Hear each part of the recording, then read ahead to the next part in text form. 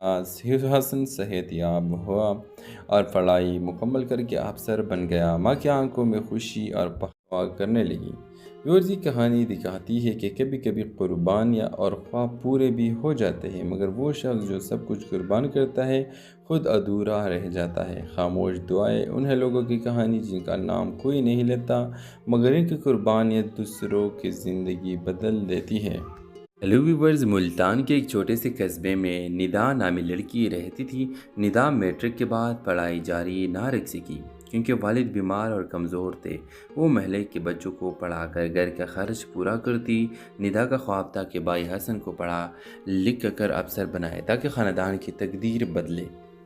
Viewers, گھر کے حالات خراب تھے مگر ندا ہمیشہ مسکرا کر ماں کو حوصلہ دیتی۔ حسن بھی محنتی تھا مگر اکثر کہتا آپ اپنی زندگی میرے لیے قربان نہ کریں۔ ندا پیار سے جواب دیتی، تم میری زندگی ہو، تمہاری کامیابی ہی میرا خواب ہے۔ اسی محلے میں ایک نوجوان پراز رہتا تھا جو کھیتوں کا کام کرتا تھا۔ وہ ندا کو دل سے چاہتا تھا مگر کبھی اظہار نہ کر سکا۔ اسے لگتا کہ ندا جیسے خواب دیکھنے والی لڑکی کے لیے وہ موضوع نہیں۔ ادھر حسن نے کالج میں داخلہ لیا اور پڑھائی میں بہترین نمبر لانے لگا، لیکن اچانک ایک دن حادثے میں اس کی ٹانگ ٹوٹ گئی۔ کئی مہینے وہ چل پھر نہ سکا۔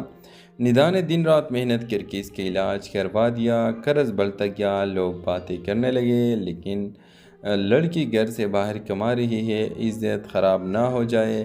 فراز نے یہ سب دیکھا تو ندا کی مدد کرنے کا سوچا۔ اس نے چپکے ندا کے قرض اتارنے کے لیے اپنی زمین بیچ ڈالی، مگر ندا کو بتایا نہیں۔ جب ندا کو سچ کا پتہ چلا تو اس کی آنکھوں میں آنسو آ گئے۔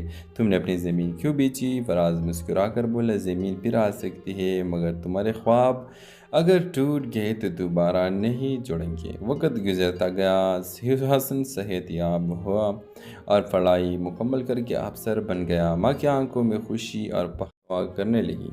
یہ کہانی دکھاتی ہے کہ کبھی کبھی قربانیاں اور خواب پورے بھی ہو جاتے ہیں، مگر وہ شخص جو سب کچھ قربان کرتا ہے خود ادھورا رہ جاتا ہے۔ خاموش دعائیں انہیں لوگوں کی کہانی جن کا نام کوئی نہیں لیتا، مگر ان کی قربانیاں دوسروں کی زندگی بدل دیتی ہے۔ ہیلو ویورز، ملتان کے ایک چھوٹے سے قصبے میں ندا نامی لڑکی رہتی تھی۔ ندا میٹرک کے بعد پڑھائی جاری نہ رکھ سکی کیونکہ والد بیمار اور کمزور تھے۔ وہ محلے کے بچوں کو پڑھا کر گھر کا خرچ پورا کرتی۔